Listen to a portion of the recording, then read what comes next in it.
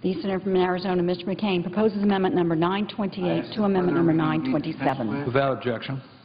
I ask consent to enter into a colloquy with my Republican colleagues, Senator from Kentucky and the Senator from Ohio, Senator Portman. Without objection. The senator is recognized for that purpose. I thank you, Mr. President, and I think that I feel it's very important that we spend some time on this issue. I think that all Americans realize that we are in almost unprecedented, difficult economic times, that despite efforts that have been made over the now nearly 3 years, that our economy has not grown, it has not provided the kind of job growth and opportunity that many of us had anticipated. When you look at previous recessions, and this is a near depression, and by some calculations, the recovery has been amazing and agonizingly slow as compared to recovery from other recessionary periods. And in the view of this senator, the remedies have, in many respects, made the problem worse rather than better. If you look at some objective criteria, I would argue that the situation in America today is worse than it was on January 2009 when this administration came to office. We've had the stimulus package, we've had the Health Care Reform Act, we've had increases in spending in numerous other areas. We've had the Dodd-Frank bill, which was going to fix the regulatory system in this country to prevent any financial institution in America from ever again being too big to fail. In other words, no financial institution would ever need taxpayers' dollars to the degree that America's economy would be impacted adversely in case that institution failed. Well, here we are. Here we are nearly 3 years later, and unemployment is at 9%, even though after the stimulus package was passed, the predictions were all that maximum unemployment would be 8%, headed down. The recovery has been anemic. In my home state of Arizona, still nearly half the homes in my home state of Arizona are underwater. In other words, they are worth less than the mortgage payments that the homeowners are required to make. So, working together with my colleague from Kentucky, Senator Paul, and Senator Portman from Ohio, we have put together a series of proposals and ideas that have been generated both within this body and outside of this body. And we believe with the utmost sincerity that there should be areas in this proposal that perhaps we and our colleagues on the other side of the aisle could come to agreement on. We'd like to see this entire package. We think it's important in its entirety, and there is no doubt in our minds, and when you look at the 9% approval rating that members of Congress have with the American people, that they'd like to see us do something constructive as well. So I guess I'd ask my colleague from Kentucky how he thinks that we should have put this package together, what we should have included, what we haven't, and what the situation is in his home state as far as a need for this kind of legislation. And let me add again, before I ask my friend from Kentucky, I talk to business people, large and small, all over this country, and they all tell me the same thing. They tell me the same thing, and that is they have no certainty as to what the future lies for them, which then causes them not to invest and create jobs. Overseas is $1 trillion. Here in the United States, they're sitting on $1.5 trillion, which they're sitting on and not investing because they don't know when the next regulatory Act is going to come down, regulation being issued. They don't know when the next tax increase is going to be. The owner, the founder of Home Depot, I saw on television the other day, Mr. Langone, and he wrote a piece, I think, in the Wall Street Journal. He said he couldn't start Home Depot today. He couldn't start it today because of the environment that exists, which is intended or not, and I say that my colleagues on the other side of the aisle have the most honorable intentions, but the result has been a climate which has restrained investment, which then has restrained and killed job creation and caused this economy to be mired in the doldrums, which obviously is of terrible effect on everyday Americans. I'd like to ask my friend from Kentucky, first I'd like to thank him for the key role that he's played in putting this package together, and I hope that this is the beginning of our fight for passage of this legislation. Well, I hope this is the beginning of a conversation with the other side and with the President. I've told the President personally that I want to help the problem we have in our country. 14 million people are out of work. 2 million additional people are out of work since this administration began, and we are serious about putting forward a Republican jobs plan. There can be some areas of common interest. There's currently a super committee talking about some of these tax reform ideas. Our side is putting forth a message. We are putting forth a plan. We are willing to work with the other side. The problem is that my understanding is the other side has walked away from the table. The other side's unwilling to talk with us and engage us. I've asked the President personally, come to Capitol Hill, come and talk to us. I've talked to members of the super committee. We are willing to work with you. We have some ideas that will create jobs. Some of these the other side has agreed to before. Lowering the corporate income tax. There are members of the other party who understand we need to be competitive with the rest of the world. Lowering overall rates, simplifying the codes, getting rid of some of the loopholes. These are things the President talks about as he campaigns around the country, but if he were serious, he would come and talk to us. Instead, what I've heard at his campaign stops is Republicans are too stupid to understand his plan, so he's going to break it up. Well, that may get laughs at his campaign rallies, but that isn't getting anything done. And I think the American people need to know that our jobs plan will create jobs and that we are willing to talk with the President. We're willing to talk with the other side. And I think we're willing to get things done. I think we have important things in the bill that will do that. And maybe with my friend from Kentucky and I can talk about many of the various provisions in this legislation. And it is a lot of provisions. It was based on the input from outside and inside this body. And it also, by the way, is closely mirrored by legislation which has already passed the House of Representatives as well. But we lead off with the requirement for a balanced budget amendment to the Constitution. I was here many years ago when the balanced budget amendment failed by one vote. When you ask the American people if the government should not and the Congress shouldn't live under the same constraints that they have, they are in total support. I've seen polls, and I wonder if my friend from Kentucky has, that shows 80–90% of the American people support, when informed, what a balanced budget amendment is to the Constitution. And at least we ought to put that up for a vote of this body.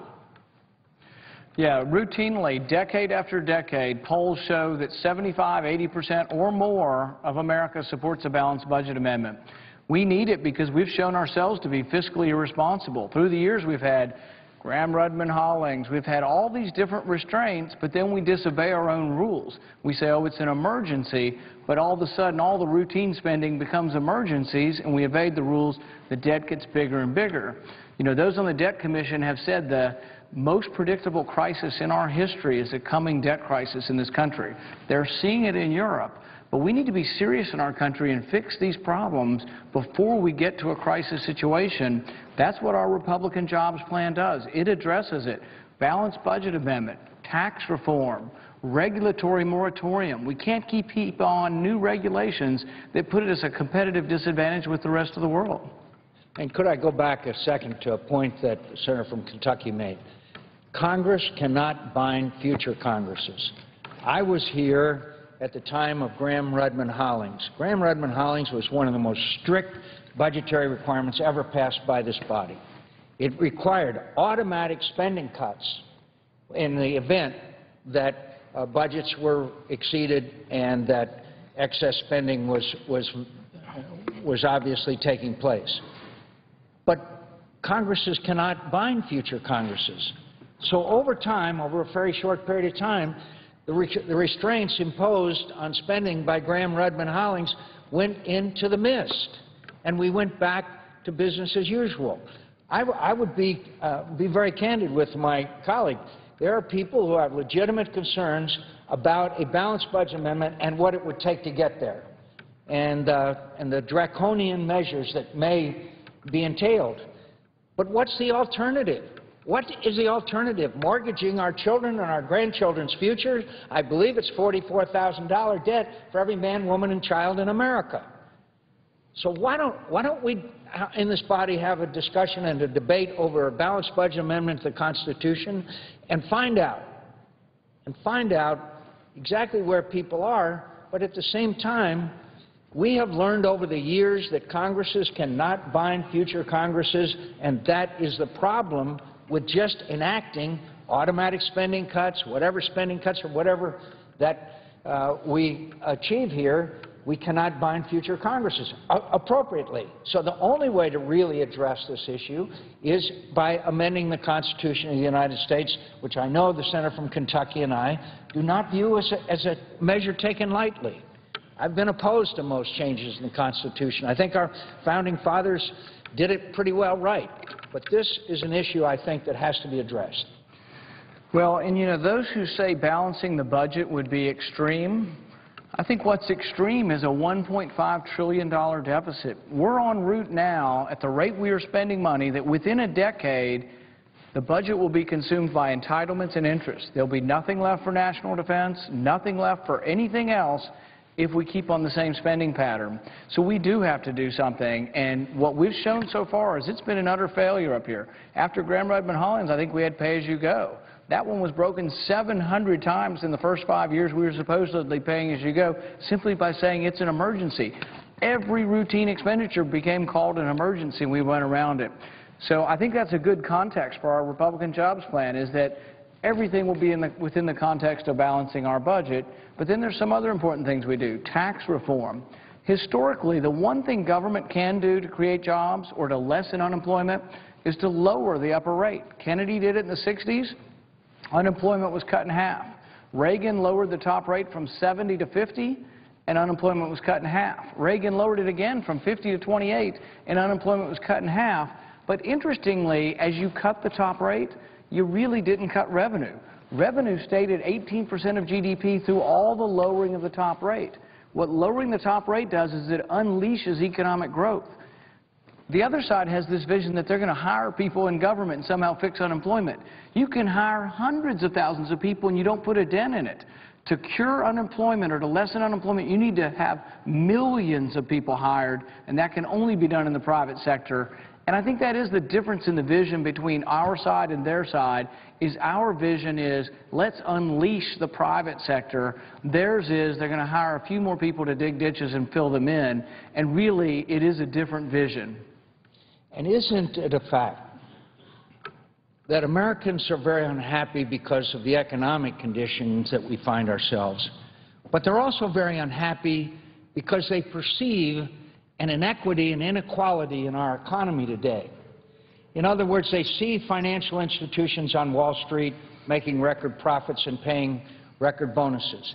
They see corporations that are large, that pay no income taxes, none, zero. And they see that, and they see themselves paying their taxes, if least of which may be withholding taxes, or sales taxes, or whatever taxes that they're still paying. So it seems to me that tax reform would address these inequities, because over the years, and I know the senator from Ohio knows this better than anybody in his previous incarnation as the head of the Office of Management and Budget, over the years we have carved out loophole after loophole, a better special deal, and it is a damning indictment, the Congress of the United States and the administration, that we let it happen. But it is what it is. So we now have major corporations. I put General Electric paid no taxes last year. And average citizens who don't have a lobbyist here in Washington, who can't carve out a special loophole for their small business, they are paying these taxes. How do you resolve that inequity? It seems to me that tax reform, give people a tax code that's that big. With the senator from Ohio has much better ideas on it than I do. 3 tax brackets, eliminate all but charitable deductions, and even put a ceiling on that, home mortgage deductions, and then the American people would at least believe they're being treated fairly. And today they do not believe that they are being treated fairly, and I'm talking about middle-income Americans, and I think statistics confirm that belief because there seems to be a larger disparity between the wealthiest and the less wealthy in America. I would ask my colleague from Ohio, who knows more about that than I do. Senator from Arizona is absolutely right, and I appreciate his passion on this on this issue. He's gotten the whole Senate focused on the idea of repatriating profits from overseas, bringing them back to America to invest in jobs and growth.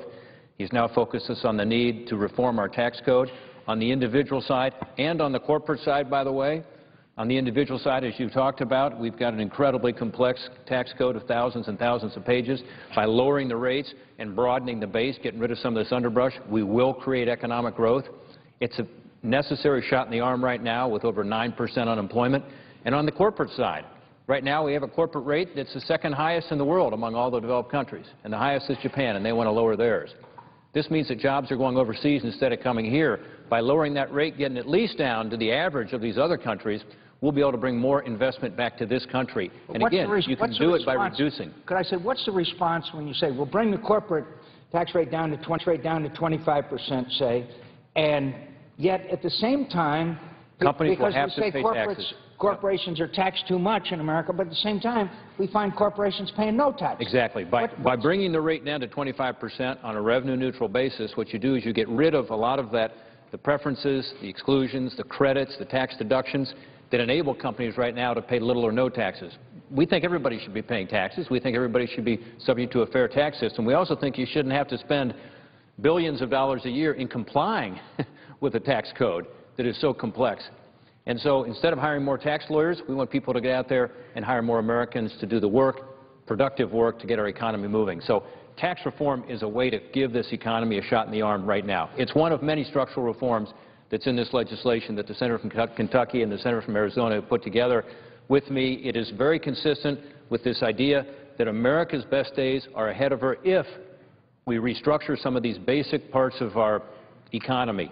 Tax reform necessary, lowering health care costs absolutely critical, allowing us to explore for energy here on our shores and create jobs and economic opportunity, being sure that we're reducing the regulations that are strangling small businesses. These are all structural reforms that we can and should do. And by the way, there's bipartisan support for every single one of those elements. So I commend the Senator from Arizona for raising these issues, for his passion for them, Senator from Kentucky, and I hope that the Senate will give us the opportunity to vote on this, and it should be a bipartisan vote, because so many of these issues are issues that transcend partisanship, and in each case, there are Democrats and Republicans who understand the need to move our economy forward by making these structural changes.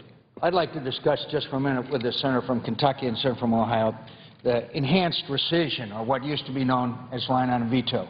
The Senator from Ohio once had the misfortune, his reward will be in heaven, not here on earth, of being the head of the Office of Management and Budget. And you saw these appropriations bills come over, and many of them were that thick. And in going through line by line, you find these special interest, special deals we call pork barrel projects, which have no justification, which were never debated, which were never discussed, which were never brought to the light of day, except maybe occasionally, but certainly it contributed enormously to our debt and deficit. And so you had the option of going to the President of the United States and saying, veto the whole bill and send it back and it may be overridden, or accept this pork-laden, big, thick appropriations bills. Isn't that a dilemma that we should not force the President of the United States to have that Absolutely. kind of obvious choice? And that's one of the elements of this jobs bill. It was particularly tough, I will tell you, on defense bills, because here you have our national defense at stake, and you have our soldiers and Marines and sailors out there, and the bill comes to the President of the United States, and is he going to sign it or not? Well, if he doesn't sign it, there's a risk that there will be at least a gap in funding, if not, as you say, be overturned. So, yeah, there's a lot of pressure to sign it. And so what happens is the President signed these pieces of legislation with the earmarks in them, and we have more spending than we should have, and the spending's not going to the priorities. It's not going to the national priorities. So this legislation is really simple. It says back in the late 1990s, 1996, President Clinton signed a line-item veto bill. Constitutionally, it was questionable, and sure enough, the Supreme Court overturned it. Now we've come back with another way to do this. It's called enhanced rescission, but it's basically a legislative line-item veto, where Congress would have the right to be able to review what the President rescinded. And if they didn't act within a short period of time, it would be rescinded, but Congress could act to overturn the President. So it's, we believe, constitutional, meets all the obligations that were set out in that Supreme Court case that overturned the first line-item veto, and yet puts the pressure on the Congress not to put this pork barrel spending in, and if they do, you'd have the light of day shown on it, and Congress would have to individually take up these line items, these pork barrel projects. So we think this is a constructive way forward that is constitutional, that meets all the concerns that have been raised, and would help to get the spending down and to prioritize spending at a time when we have record deficits and deficits. And I would say that for the senator from Kentucky, the President probably would veto some items that we don't like. We wouldn't like them vetoed because there's some difference in philosophy between ourselves and the President of the United States. But I'm willing to take not only that risk, but that penalty associated with trying to get the elimination of the pork barrel spending. We've made some progress, I will admit, in the elimination of some of the, quote, earmarks. But we have a long, long, long way to go. And frankly, it's a disease that I've watched recede a bit over time, then it pops back up again. And again, it's something like the Balanced Budget Amendment. It needs to have a permanent fix. Well, the line-item veto, interestingly, that you've proposed and gotten to the floor in the form of a bill separate from this, has co-sponsors from both parties. It does have bipartisan support. Many on the other side of the aisle see some of the waste. There's no reason why we couldn't begin to work together on some of these things. But once again, I get back to, if the President's going to go on the road and call us too stupid to understand his jobs plan has to be broken up, that's not a good way to get to a consensus. The President needs to come to Capitol Hill and he needs to talk with the other side and work on some of these things. Now, do we need a line-item veto and do we need a balanced budget amendment? Do we need to do something different or just do the same? The problem with just doing the same is we haven't had a budget in 2 or 3 years around here. The appropriations bills are supposed to agree with the budget, but they can't because there's no budget. There's a rumor that appropriations bill will go to the conference committee between the two houses, and they will actually airdrop in whole other appropriations bills. So do we need more scrutiny? Do we need a balanced budget amendment? Do we need a line-item veto? Absolutely, because what we're doing around here is not working and adding up to trillions of dollars of annual deficits. And if the scenario takes place, as the senator from Kentucky just pointed out, that all of a sudden everything is just, decided by members of the Appropriations Committee, then it really does deprive the other members of this body of their input into the entire process and takes authority and responsibility from 100 and puts it in the hands of a few. And that seems to me a disservice to the people of Arizona that I represent. Well, I think the overriding message here, and I appreciate the comments from the senator from Ohio on this, is that we have a jobs plan, we have our ideas. There is overlap in our ideas with some of the ideas from the other side. The message here today is we are willing to talk to the other side. We are willing to say these are some proposals and let's try to find areas of agreement. We think it's more important than a campaign right now. We think it's more important, the joblessness and the economy, that we try to do something about it. We are willing to come to the table. We are willing to bring our ideas. We're willing to have a debate with the other side, and we want to get solutions. We're not doing this just to be partisan. We want to figure out a way to make our economy better. Absolutely. Let me give you an example of where we could come together on something really simple. And again, it's something that Senator from Arizona and Senator from Kentucky have included in their legislation. Everybody knows that the federal regulators are putting more and more pressure on small businesses all around the country. We hear it every time we go home. I can't think of a time I've been home at a plant tour where somebody hasn't raised with me a federal regulation that is causing them difficulty because it's increasing the cost of hiring somebody. At a time of over 9% unemployment, we've got to do everything we can to get this economy moving, and one is to lessen that regulatory burden, make sure it's smart. So one of the pieces of legislation that we're promoting is to say to the federal agencies, go through a cost-benefit analysis, including looking at what the impact is going to be on jobs. Now, who could be against that? And that needs to be done not just in the so-called executive branch agencies, but also in the independent agencies, which are not subject to these current cost-benefit rules. So it's more cost-benefit rules, looking at jobs, but also making sure everybody has to comply with it. And then, when they come up with an idea for a regulation, make sure it's consistent with the policy of the elected representatives, because too often you see the regulators go off on their own and come up with ideas that they think might be good for the economy. Well, that's one reason you have, according to some statistics now, as much of a cost on the economy from regulations as from taxes. Finally, it says when you come up with something, it has to be the least burdensome alternative. Now, if the EPA had done this, for instance, in some of the legislation now you're concerned about, Senator from Kentucky, they would not be able to come up with huge new costs on business because they would have to come up with a cost-effective way to meet the policies set out by Congress. They don't have to do that now. Who could be against that? So these are specific items that are within this bigger project here of getting America back on track, increasing our jobs, dealing with the fact that America's competitiveness is at risk, that are common sense, bipartisan ideas everyone should be able to agree with. So I, again, encourage the Senate to allow us to have a vote on this. Let's encourage a full debate, both sides of the aisle. Let's have a bipartisan vote on it. Let's show the people who, after all, we're elected here to represent that we can come together as Republicans and Democrats and deal with the real problems facing our economy. I see the senator from Washington is here, and I don't want to encroach on her time. I'd just like to say that we're going to spend a lot more time today on this issue and this proposal. The American people want change in Washington. They want us to address the concerns and problems that they face, and we believe that we have a great blueprint for moving forward in that direction. And as my friend from Ohio and Kentucky have said, we are eager to sit down with our colleagues on the other side of the aisle and discuss at least some of these which we think we could come to agreement on. Maybe our approval rating, if we did so, could climb back up into double digits. I yield the floor. The senator from Washington. Thank you, Mr. President. Mr. President, I ask unanimous consent that an intern from Senator Merkley's office, Jeff Whitmore, be granted floor privileges for the balance of the day. Without objection. Thank you, Mr. President.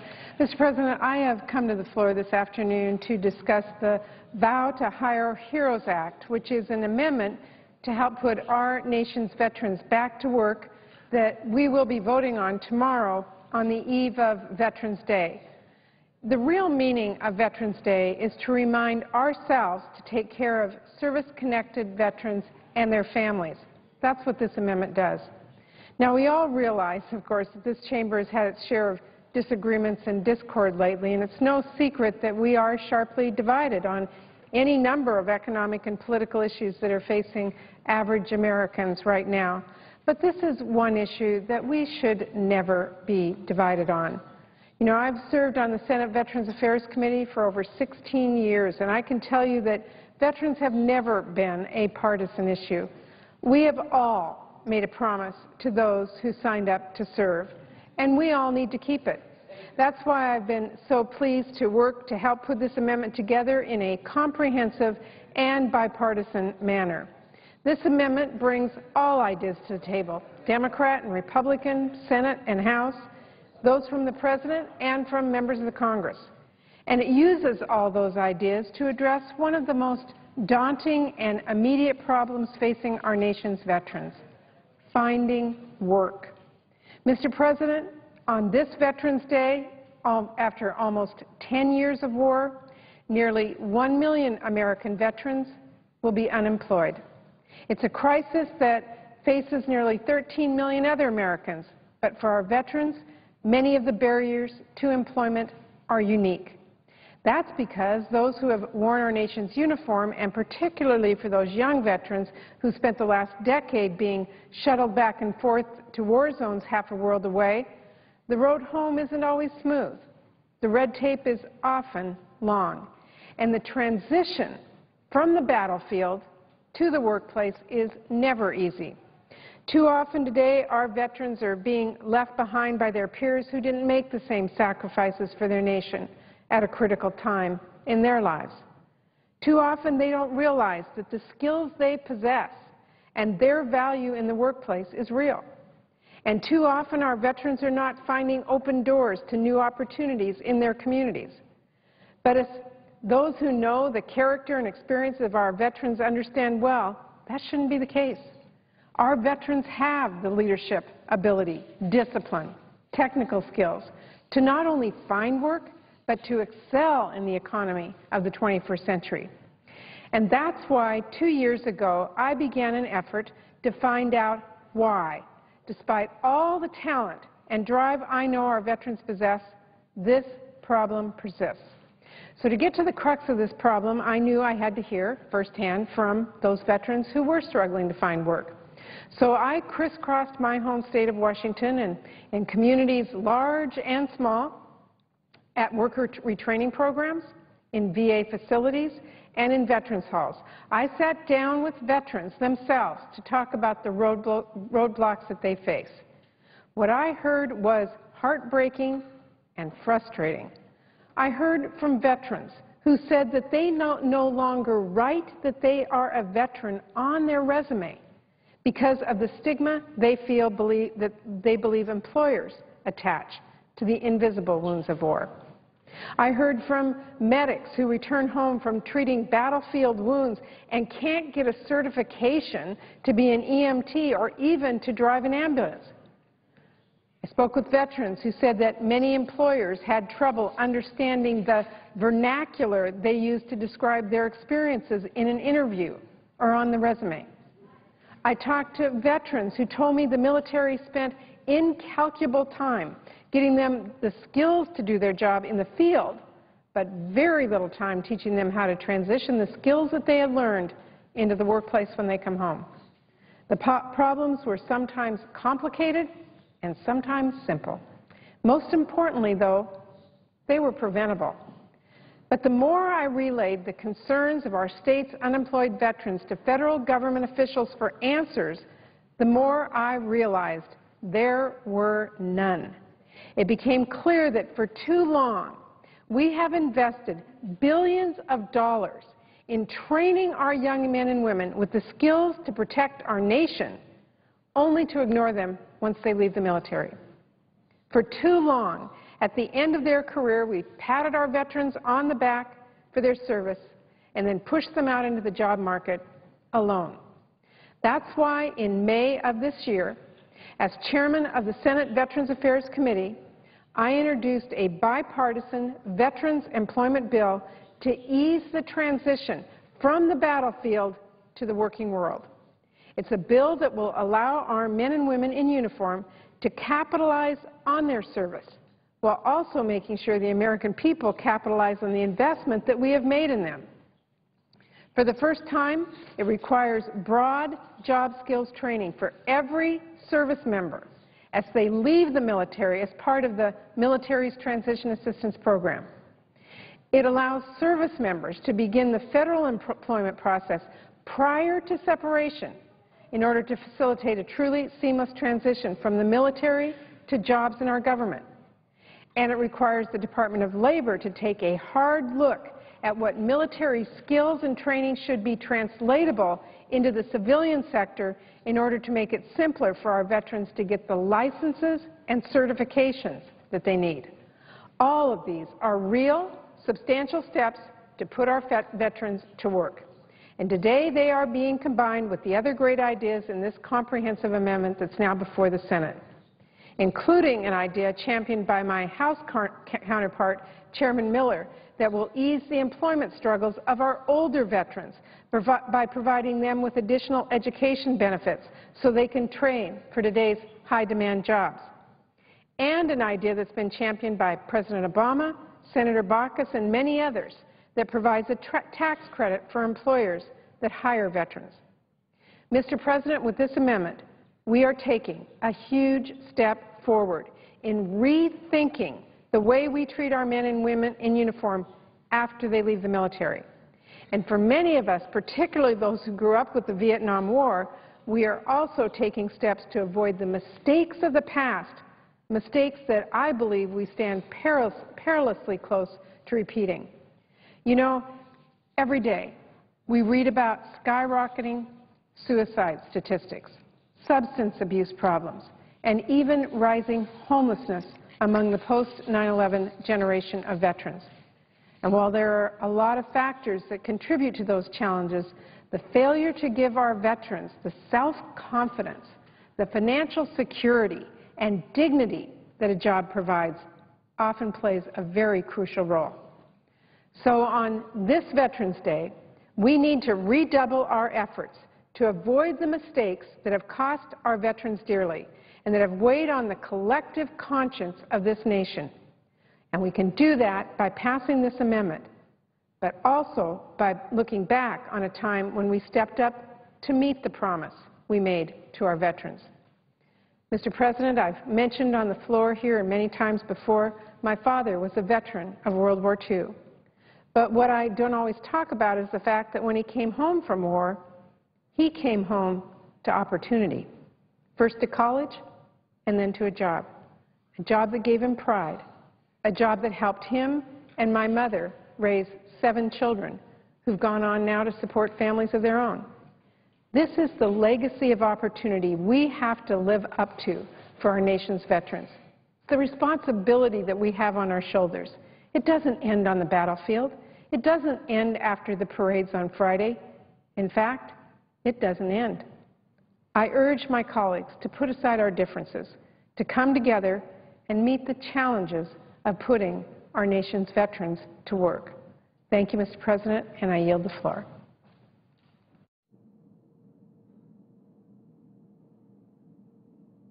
President, The senator from Wisconsin. I ask to be recognized for not more than 10 minutes.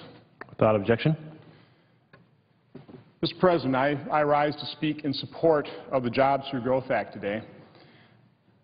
I don't think there's any question that the #1 solution to our deep financial hole that we find ourselves in this country today is in economic growth. The fact is we do find ourselves in a very deep financial hole.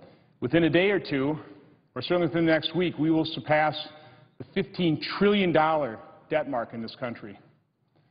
Now, that wouldn't be a problem, $15 trillion worth of debt, if our economy was $100 trillion large. But it's not.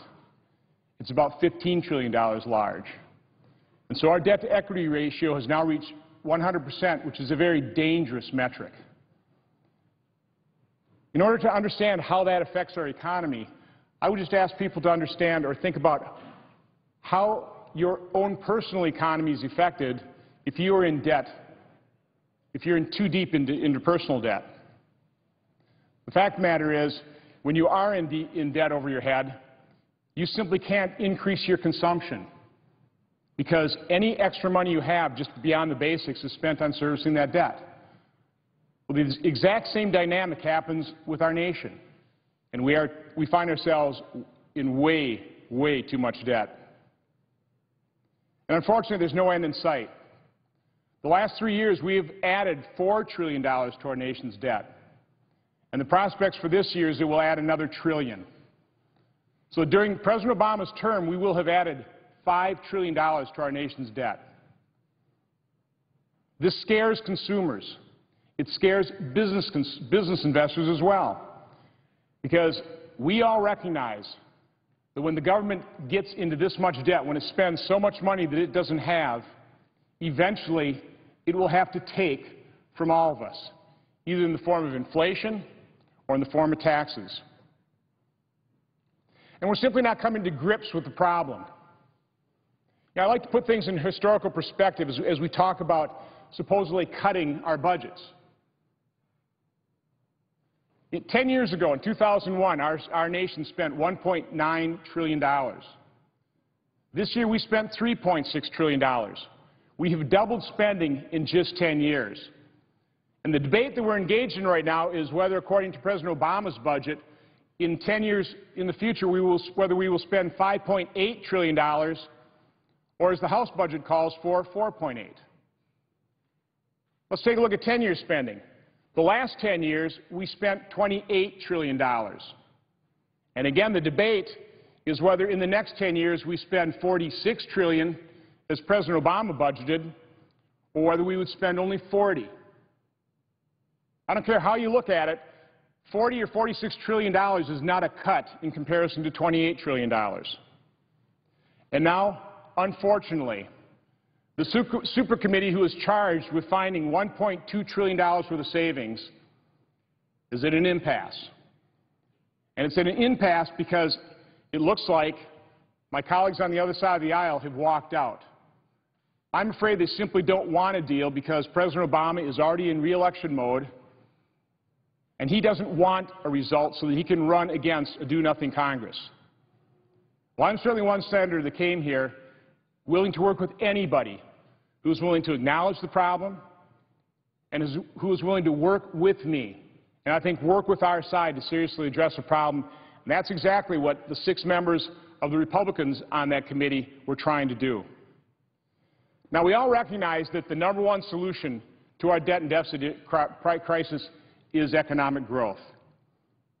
And what is holding back growth? It really is the high level of uncertainty, the lack of confidence. And I would say to a great extent that lack of confidence and high level of uncertainty was caused by President Obama's agenda. There's no doubt about it that he came into office in tough economic circumstances. But his policies have made it far worse. They have moved us in 180 degrees in the wrong direction. You know, I mentioned the $15 trillion worth of debt. President Obama's budget would have added $12 trillion, but that understates the problem because we underestimated the cost of health care. That will add trillions of dollars as more employers drop coverage and people go into the exchanges at highly subsidized rates. The fact that we are not achieving the projected growth rates in those budgets will add trillions. If we only average 2.5% growth, that will add $5 trillion to our debt and deficit over the next 10 years. So what do global investors, what do American investors take a look at when they look at the United States economy?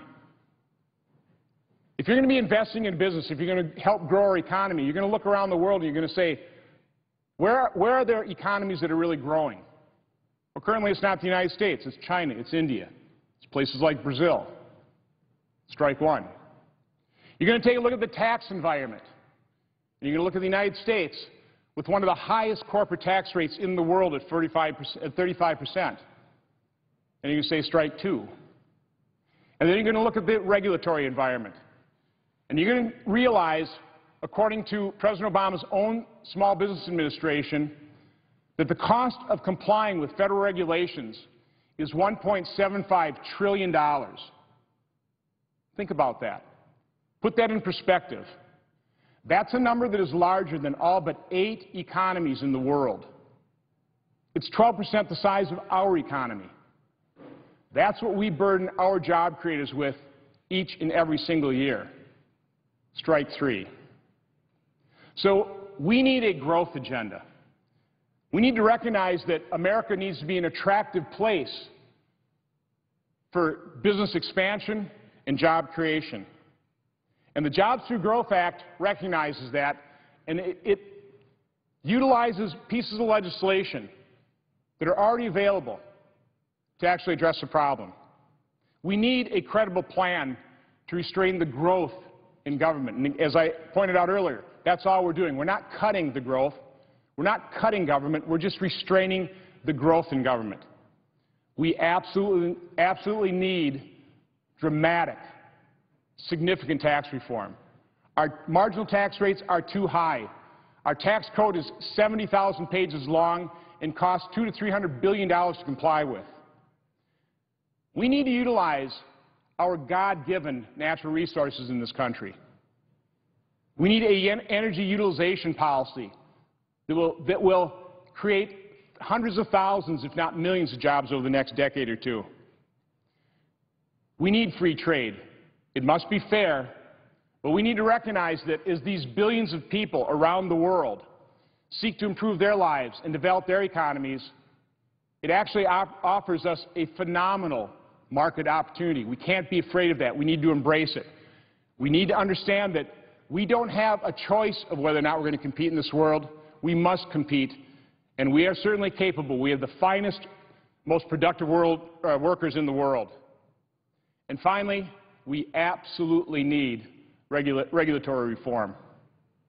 Part of the Jobs Through Growth Act is a bill that I introduced a couple months ago called the Regulation Moratorium and Jobs Preservation Act of 2011. It's a pretty simple bill.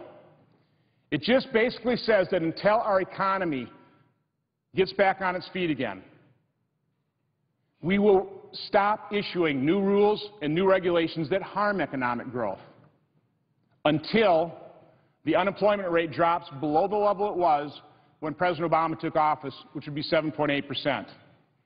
It's a very reasonable proposal. It's one that I hope could gain bipartisan support. I have to believe every member of Congress, like me, is visited daily by businesses in their district and in their state that are coming to Washington or calling us on the phone and describing the harm that President Obama's regulatory agencies are inflicting on their ability to create jobs. So, Mr. President, I urge all of my colleagues to support a very sensible piece of legislation, the Jobs Through Growth Act. Thank you, Mr. President. I yield the floor.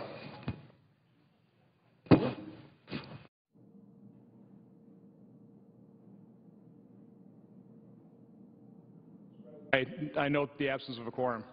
The clerk will call the roll. Mr. Akaka.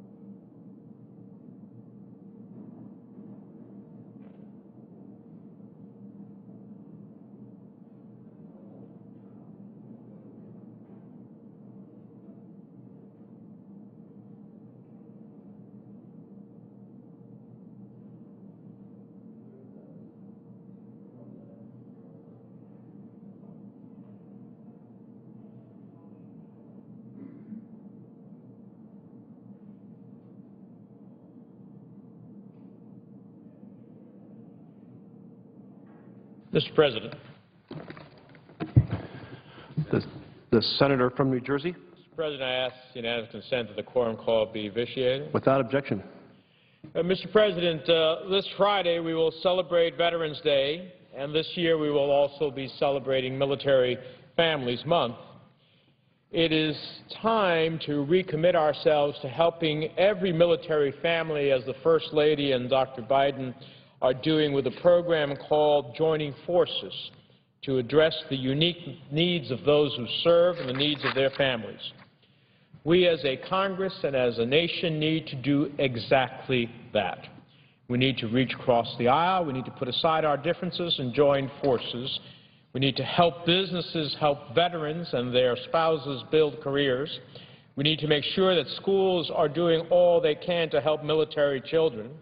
We need to promote community involvement by asking all of us to do what we can to help military families in our local communities. But there is more we can and should do to honor our heroes. Honoring our heroes means providing jobs, job training, and every job opportunity possible to unemployed veterans in my state of New Jersey, where we have over 450,000 veterans, 12% of them unemployed. That's why I'm proud to be a co-sponsor of the Vow to Hire Heroes Act. Every year, 160,000 active duty service members and 110,000 National Guardsmen and reservists come home. When they transition to civilian life and are looking for options to get back to work at home, they need to know someone will be there to help them, that businesses will help them start new careers or continue where they left off. We should be giving businesses a tax credit for hiring a returning veteran and giving them more of a tax credit if they hire a wounded veteran. I'd like to see American businesses pledge to hire 100,000 veterans or their spouses by the end of next year. And I don't think that's asking too much. I hope my colleagues don't think that's too much either. I don't think it's too much to ask Congress, both parties, without politics, in a bipartisan effort to honor our veterans by passing a veterans job bill the President can sign into law.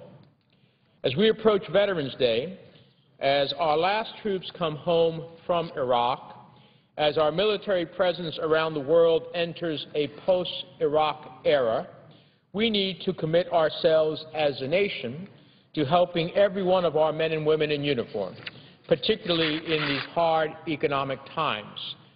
This year, with the unemployment rate for veterans at almost 12% nationally, as it is in New Jersey, with nearly 1 million unemployed veterans nationwide, I would hope that we can find bipartisan support for something that we should all be able to agree on, and that's jobs for veterans. And that's the Vow to Hire Veterans Act. Veterans cannot and should not have to wait for the help they deserve. No delays, no filibuster, no politics. Just a bill for the President to sign and help our nation's veterans now. To me, that's about fairness, and it's about keeping our promise to our veterans. I think we can always do better for our veterans and their families, and every veteran deserves better. Our duty to them is not just remembering their service. It is not just saying thank you once or twice a year on Veterans Day and Memorial Day, which we certainly should. March in a Veterans Day parade or go to a Memorial Day observance. We should do those things. But it's also delivering on the promise of a grateful nation every day. It means providing the health care and services veterans need when they come home and helping them transition back into the workforce. Our brave men and women did not wait to sign up to serve their country, and they should not have to wait to get the benefits they earned defending it. And they should not have to come home only to stand on the unemployment line after putting themselves on the line serving their nation.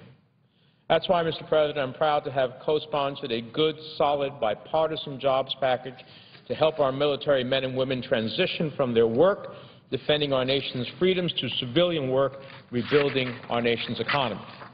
It would ensure that disabled veterans who have exhausted their unemployment benefits get the training and rehabilitation they need, the counseling they need, the vocational rehabilitation and employment benefits they need, and jobs assistance tailored to a 21st century job market. It establishes a competitive grant program for nonprofits that provide mentoring and training programs for vets. It allows employers to be paid for providing on-the-job training to veterans. And it would provide returning heroes and wounded warriors work opportunity tax credits for businesses that hire veterans, and more for businesses that hire disabled vets. The credit for unemployed veterans expired at the end of 2010. This provision is essentially a work opportunity tax credit for hiring vets, a credit up to $2,400 for short-term unemployed, and up to $5,600 for long-term unemployed, and an increased credit up to $9,600 for hiring unemployed wounded veterans. I fully support and believe in this bill. We made a promise to veterans, and it's a promise we must keep. So while I believe that reducing the deficit is a critical issue, we cannot and should not balance the budget on the backs of those who have served. Veterans are not bankrupting America, they're protecting it. And it's not veterans programs, health care, or services that should be cut. I've said before, and I'll say again, Mr. President, a grateful nation not only honors its heroes once a year on Veterans Day or Memorial Day, but it better be able to look every veteran in the eye when he or she comes home from service and say, we meant what we said and we'll keep our promise. And we must be prepared to deliver that promise. I certainly am. I come to this chamber today on behalf of every New Jerseyan to say to every man and woman who has served in uniform, and the more than 450,000 veterans in my home state of New Jersey, that we will keep working for fairness for every veteran and their families. There will always be political obstacles in our way, but we will fight the good fight to keep our promise to you as you have served us. Be assured you have the respect and thanks of a grateful nation for the sacrifices you and your families have made. And to me, that thanks is ultimately demonstrated not by what we say, but how we act. May God bless our troops, and may this opportunity be an example of our willingness to come together on behalf of those who wear the uniform, serve the nation, and have the gratitude of a grateful country. With that, Mr. President, I yield the floor. Mr. President, The senator from Arizona. what is the parliamentary situation? The senator's second-degree amendment is the pending question. That is the pending business before the Senate. It is the pending question. Is there any unanimous consent on speakers? There is not. There is none. Thank you. Mr. President, tonight we'll continue to discuss the pending amendment before the Senate, and I would yield at such time, without yielding the floor, yield such time as he may use the senator from Tennessee. Without objection, so ordered.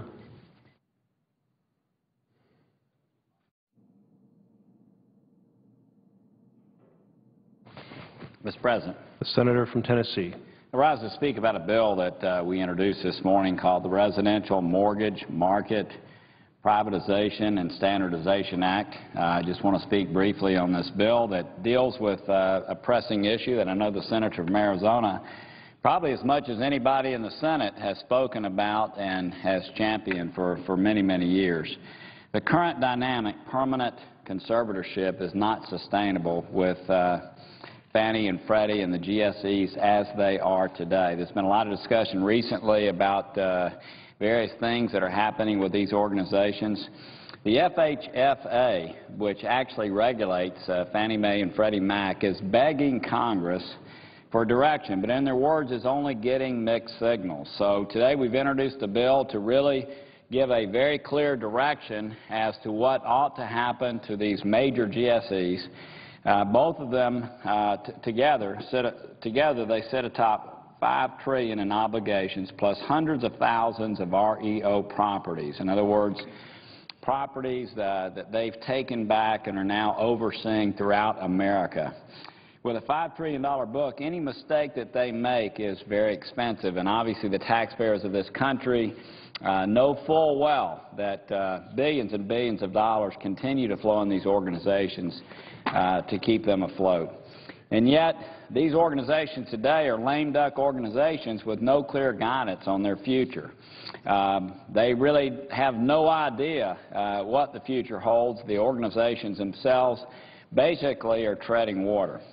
Over the most recent decade, Fannie and Freddie became in part corporate welfare schemes for mortgage banks. There's no question that what was happening is the governor's balance sheet was helping fund corporate welfare programs, where basically mortgage brokers could sell off to Fannie and Freddie mortgages that they had put in place and have them guaranteed.